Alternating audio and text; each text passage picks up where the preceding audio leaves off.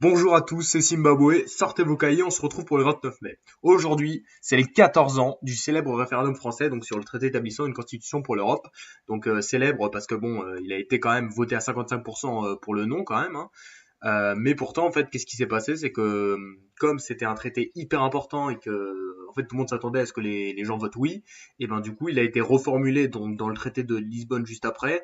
Et en fait, du coup, il est passé presque pareil, quoi. Et du coup, ça a été un peu vécu comme une trahison, quoi, du peuple français qui vote non, et au final, on met oui. Et c'est d'ailleurs une des raisons qui explique le fait que ça fait 14 ans qu'il n'y a pas eu de référendum.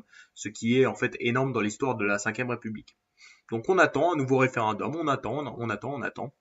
Après, c'est vrai que le fait du non à cette élection, ça peut aussi s'expliquer par le rejet de la politique, enfin, le rejet de la politique un peu libérale du gouvernement, aussi le rejet de Jacques Chirac qui était au pouvoir depuis 10 ans, donc c'était pas forcément un truc anti-Europe, mais quand même le fait que ce soit un peu passé alors que les gens avaient voté contre, c'est un peu polémique quand même.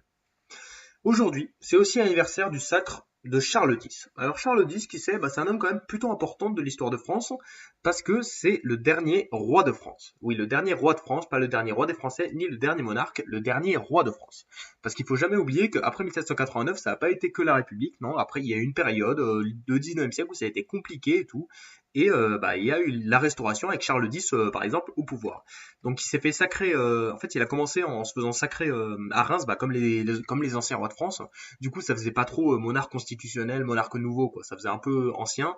Et du coup bah ça commençait mal, quoi. En fait sa politique elle était vraiment marquée à Charles X par c'était une très une politique des ultras, quoi. En fait les gens étaient vraiment pour le roi, pour le roi, pour le roi. Ils ont oublié la révolution. Du coup les Français et surtout les Parisiens qui étaient très anticléricaux, et ben du coup ils ont pas trop aimé Charles X, qui était un vieux con, et qui après il a fait des ordonnances et tout, qui a vraiment enlevé plein de pouvoirs au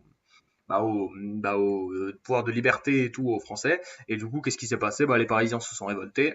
Et voilà, ça c'est le célèbre tableau de Delacroix, la liberté guidant le peuple. Et non, c'est pas un tableau, c'est pas la révolution de 1789, c'est la révolution de 1830. Donc il a enlevé une monarchie pour mettre une monarchie, ouais, c'est un peu une révolution ratée, 1830. Mais donc voilà, Charles X c'était un roi qui a fait trop l'ultra, alors que bah, on était quand même, c'était quand même has-been, quoi. À ce moment-là, on était déjà plus dans la République et du coup ça a pas marché. Aujourd'hui, c'est l'anniversaire d'une célèbre grève, donc la grève des studios Disney en 1941. Donc Walt Disney est quand même un homme très connu, évidemment, pour avoir créé les studios Disney, pour avoir créé Mickey Mouse. Enfin, tout le monde connaît, tout le monde a au moins vu une fois dans sa vie les films Disney. Et la grève, bah, ça a été vraiment en 1941. Bah, il y avait des films qui faisaient pas trop d'argent, et aussi il y avait des mecs qui étaient hyper bien payés à Disney. Enfin, certains postes étaient hyper bien payés et d'autres pas du tout. Du coup, ça a énervé les gens.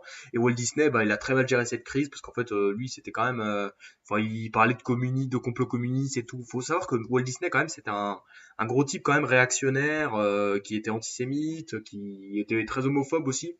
Enfin, il n'y a pas que du bon chez Walt Disney, il y a même aussi des théories sur le fait qu'il était quand même très proche avec les nazis, donc c'est pas fou, même s'il a fait de super films, hein, quand même, c'est pas à enlever. Et donc la grève c'est un peu mal passé pour lui. Bon après en fait c'est pas lui qui l'a géré. Après il a commencé à se barrer, à arrêter de gérer son entreprise parce que bon il voyait que ça marchait pas trop et qu'il était pas trop fait pour ça.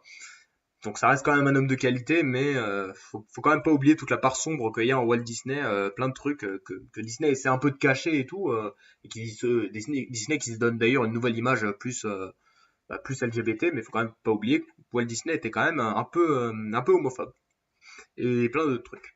Donc voici les trois choses que je vous ai données. Les 14 ans donc du référendum européen, donc Charles X qui se fait sacrer roi de France en 1825 et la grève donc des studios Disney en 1941.